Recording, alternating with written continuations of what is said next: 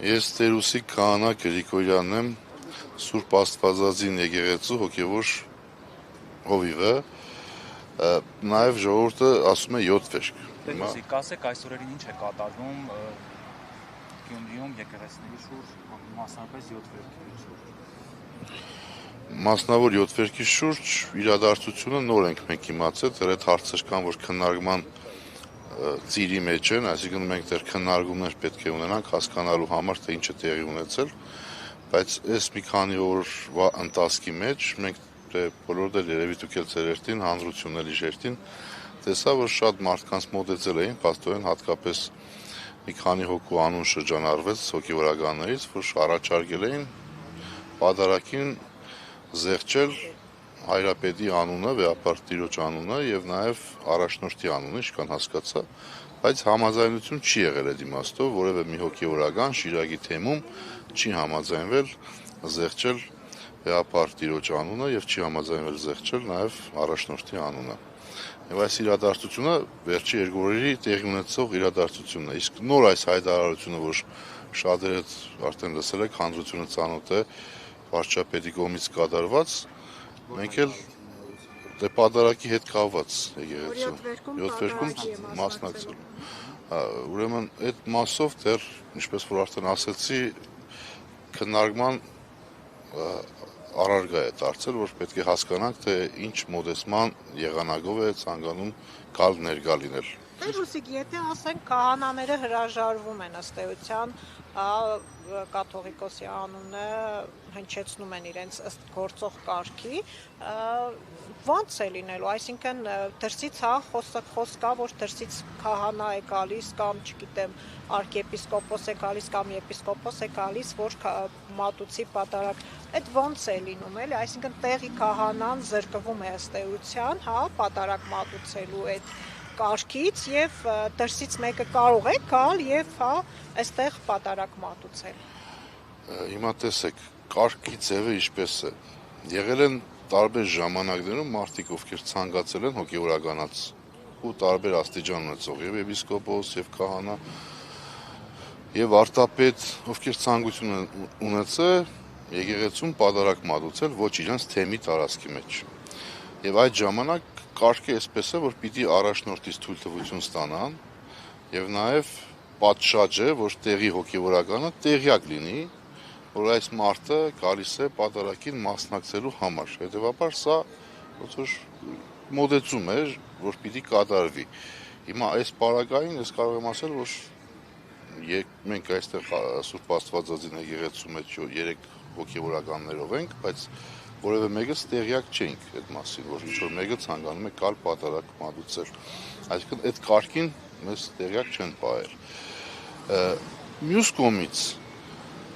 ներկա իրավիճակի մեջ սա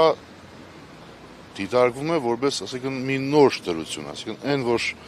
ուխտի պատարագ էր որևէ մեկը ցանկանում գալ մատուցել, սա այլ բան է, եթե որևէ մեկը ցանկանում է գալ պատարագին մասնակցել։ Հիմա 7 վերքում կանոնական ամեն կիրակի եւ ամեն պատարագի օրերի պատարագ մատուցվում է։ Չնայած որ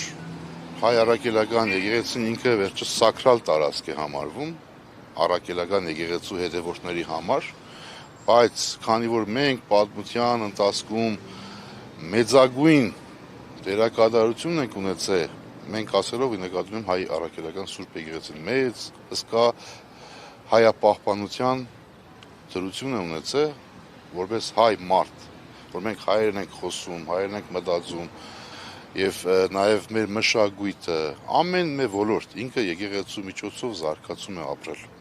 Եվ հիմա այդ նույն եկեղեցին ինքը ստացվում է, որ ազգային դրույթ ունի նաեւ։ Եվ այդ իմաստով բնական է, ասենք, սակրալ տարածքից եկեղեցին իր ցանկությամբ բացել է դռները բոլորի առաջ։ Այսինքն բոլորը կարող են գալ, մտնել եկեղեցի, իրենց աղոթն անել կամ պատարագի մասնակցել։ Իսկ պատարագ մատուցել։ Պատարագ մատուցելու պարագան ասեցի, պիտի լինի հոգևորական, ով որ թույլտվություն ստանա, Եվ այդ թույլտվություն ստանալուց հետո նոր արդեն Թույլտվություն այսինքն թեմից թե կաթողիկոսի կողմից կամ հանձնախմբից։ Սովորաբար թեմի առաջնորդից են այդ թույլտվությունը ստանում, բայց Միքայել Սրբազանը, ասենք, չնայած խնդիր չէ, որ եթե մարդ ցանկություն ունենա Միքայել Սրբազանից թույլտվություն ստանալու, դա հնարավոր է, որովհետև Միքայել Սրբազանի մոտ իրավաբանները իր կարող են մտնել, հարցնել, ասենք, կամ ինչ-որ մի ձևի կապ ստեղծել։ Հետևաբար մանավանդ եթե նպատակ կա, որ այդ պատշաճությունը պահվի, ուրեմն դժվար չի լինի Միքայել Սրբազանից հարցնել, պատասխանը ստանալ։ Նախապես հայտարարվել, եթե չեմ սխալվում, այդ գառնիկն էր, 7 վերքում պատարակ մատուցելու։ Ինչպես ստացվեց, որ փոխվեց։ Սպառնալիք է եղել, ԱԱԾ-ն թույլ չի տվել։ Նաև այս համատեքստում խնդրեմ անդրադառնալ այն քննարկումներին, գրառումներին պես մի քան, որ այդ օրը արգելվելու է քահանաների մուտքը, ԱԱԾ-ն արգելելու է, այսինքն պատարակի մասնակցել, միայն լինելու այն քահանան, ով մատուցել է պատարակը։ Այդպիսի հայտարարություն են կատարել։ Գրառումներ կան օգտատերերի կողմից։ Օգտատերերի կողմից շատ բան կարող է գրառում լինել, բայց առաջին եւ վերջին հարցից կանք։ Ես տեսնում եմ այսպես։ Եվ ներողություն մի լրացում նման նախադեպ եղել է Հովանավանքում, դու չեն տվել տեղի քահանաները մուտք գործեն պատարակի ժամանակ եւ միայն կարգալույց հրճակված քահանաներ։ Գուցե դա է։ Բան չունեմ ասելու։ Ուրեմն այստեղ մի ուրիշ բան ասեմ, թե մեր որպես հոգեորական անելիքը որն է։ Մենք ծառայում ենք հայ առաքելական Սուրբ Եկեղեցուն եւ այս դեպքում ես ուղղակի 7 վերքում եմ ծառայում, որովհետեւ սա իմ նշանակման վայրն է։ Եվ ես պարտավոր եմ լինելու իմ եկեղեցուն։ Սա պիտի, ասենք, ամեն մի հոգեորական դա այդպես հասկանա եւ զգա։ Իսկ եթե բռնի, ասենք օրինակի համար Տեր Ուսիգին բռնի եկեղեցուց հանում են, նշանակում է, որ բռնազավթում են կատարում։ Այդպես է, այդպես չէ։ Նշանակում է, որ Տեր Ուսիգը պիտի կա իր ծառայությունը մատուցի եկեղեցուն, որովհետեւ մանավանդ այս շաբաթն էլ ես հերթապահ եմ ու Կիրակի օրն է, շաբաթ օրն է, ունեմ կնունքներ։ Ինձ բռնի հանում են, նշանակում է այդ մարդկանց, որոնք որ պիտի մգրտվեն, ստանան քրիստոնյա անունը, դառնան Քրիստոսի զավակը, նաև այդ դրությունը խախտվում է այդ մարդկանց համար։ Հիմա կնունքի կարածող մարդը, որ պիտի կա մգրտվի։ Ու այդ մգրտողը ես պիտի լինեմ, որովհետև նշանակումով ես եմ այստեղ։ Հետևաբար ես այդ մարդուն չմգրտեցի։ Ինչ նշանակեց, որ Աստծո առաջ պատասխանատվության կկանգնեմ, չէ՞։ Հետևաբար ես պիտի լինեմ իմ տարածքում, իմ եկեղեցում, որովհետեւ այդ ներկայությամբ նաև մարդկանց հետ լինելով, մարդկանց հոգևոր կարիքները բավարարելով կարողանամ դեպի Աստված տանել, դեպի Աստված ուղղություն տալ այդ մարդկանց։ Հետևաբար եթե ինձ բռնի հանեն եկեղեցուց, ուրեմն նշանակում է բռնազավթելու նպատակ կա այստեղ, դա էլ եթե չեմ սխալվում քրեական հոդված է։ Ուրեմն պիտի սա հասկանանք։ Մյուս մասը դեր գառնիկի հետ կապված ինչպես եղավ որ փոխվեց։ Գառնիկի հետ կապված ես մի քիչ առաջ եմ իմացել այդ ինֆորմացիան, որ ինքը չի լինելու պատարակի չէ, որովհետև սեզոնից առաջ լրագրողներն եկան, ասացին այդ մասին։ Ինձ համար անակնկալ է, որովհետև ասենք գիտեի, որ Տեր Գառնիկը պիտի կար, ինքը իր անդրանիկ պատարակը մատուցեր, մանավանդ այս եկեղեցում դեռևս ինքը շատ վաղուց իր ծառայությունն է մատուցել եւ խնդրել էր հայրապետին, որ հայրապետը թույլ տա իր առաջին անդրանիկ պատարակը այստեղ մատուցի եւ սա բնականon բան պիտի լիներ, բայց ինչ որ մի բան փոխվել է, որոնց ես խորքային պատճառները չեմ կարող ասել, որովհետեւ չգիտեմ։ Դուք չեք զրուցել Տեր Գառնիկի հետ, ինքն է հրաժարվել, թե իրեն չեմ զրուցել։ Սիպել են կամ Չեմ զրուցել, բայց նոր մի քիչ առաջ կարդացի, որ իր հետ շատ մարդիկ զրուցել են լրագրողներից։ Միգուցե արդեն պատասխանը տվել է Տեր Գառնիկը, թե ինչ պատճառ հետևանք դրություն է կատարվել այդ փոփոխության հետ կապված։ Այսինքն ըստ էության հնարավոր տարբերակ է, որ ասենք 7 վերքի գործող քահանաներին կան չթույլատրեն, որպեսզի մուտք գործեն եկեղեցի պատարակեն եւ դրսից եկած քահանան, ելի եմ ասում, հոգեվորականը պատարակ մատուցի ձեր փոխարեն։ Հնարավոր սցենար եք դուք դա համարում։ Այս դեպքում ձեր անելիքը, չգիտեմ, ինչ եք անելու դուք, որպես Շիրակի թեմի հոգեվորական եւ Ես ասացի, իմ ներկայությունը պիտի լինի ծառայության տեղում, բայց եթե բռնի ուժով հանեցին ինձ եկեղեցուց, նշանակում է, թե բռնազավթում եք տեղի ունենում։ Սա պիտի հստակ մենք արձանագրենք։ Հետևաբար, եթե այդ տեսակի քայլ կատարվեց, ուրեմն նշանակում է, թե նաև վերջ մենք օրենք ունենք, թե չէ մեր երկրի մեջ։ Եթե օրենք ունենք, ուրեմն դա քրեական հոդված է։ Հետևաբար այդ անող մարդը պիտի պատասխանատվության հրավիրվի։ Բայց ի՞նչն է իմ որպես հոգևորական պարտականությունս։ Լինել իմ ծառայության մեջ։ Սա իմ պարտականությունս է, բայց ես իմ ուժերից վեր բան չեմ կարող անել։ Այսինքն, եթե իմ ուժերից վեր մի բան կատարվեց ինձ հետ, բնականաբար